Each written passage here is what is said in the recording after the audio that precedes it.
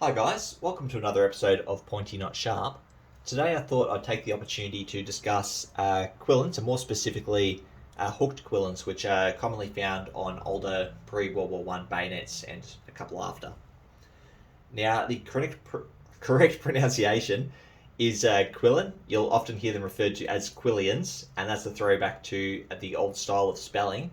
But even with the old style of spelling, which I'll print below, the correct pronunciation is quillin. Now, the definition, or what a quillin actually is it's a protrusion that sticks out the side of the crossguard essentially to protect the hand of the user. And they're a throwback to the 10th century when soldiers were putting big beefy crossguards onto their swords to protect their hands from opposing blades sliding down the blade and into their hand. So even though it's not curved, this here is a quillin. And when they're curved forward, like you see on these two bayonets, they're referred to as a hooked quillin. And when they're curved rearwards, like this German dress bayonet, they're referred to as a quillback. Pretty simple.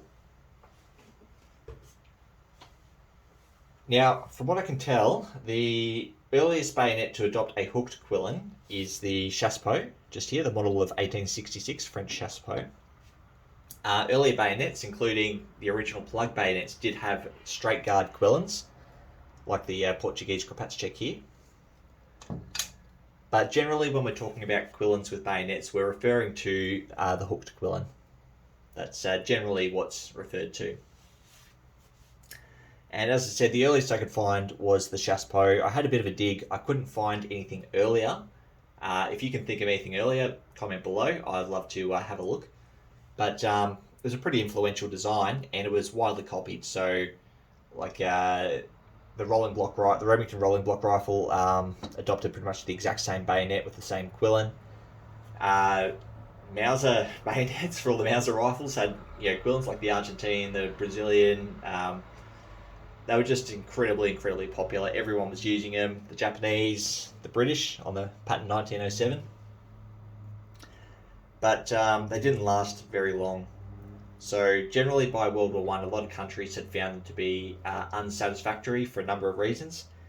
And they were either removed or they stopped manufacturing bayonets with quillins, or they designed new bayonets without quillins.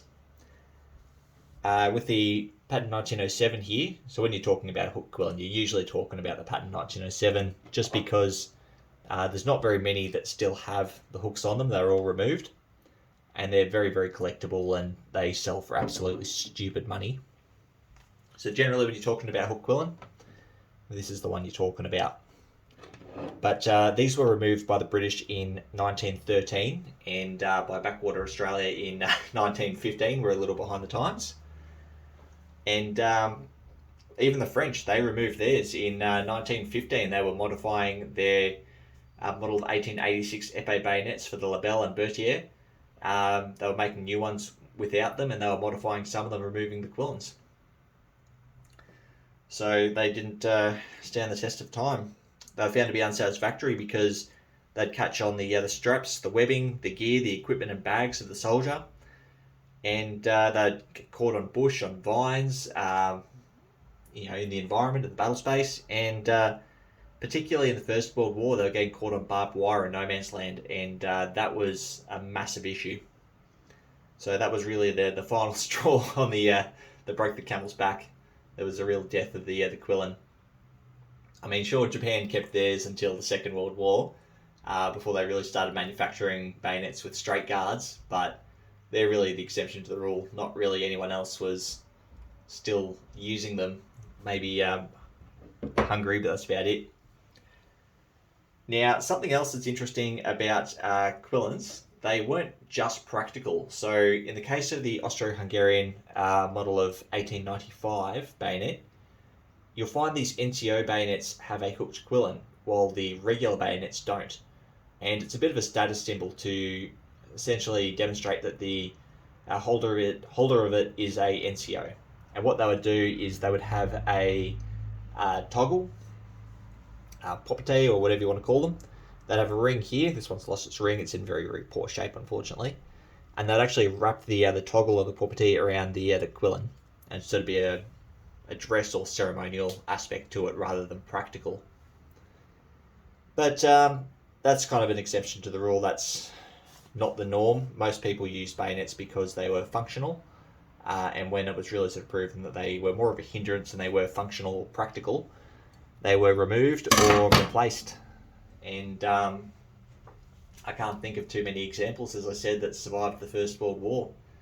They're a lot like the older bayonets, the long bayonets, the like your 16-inch blades.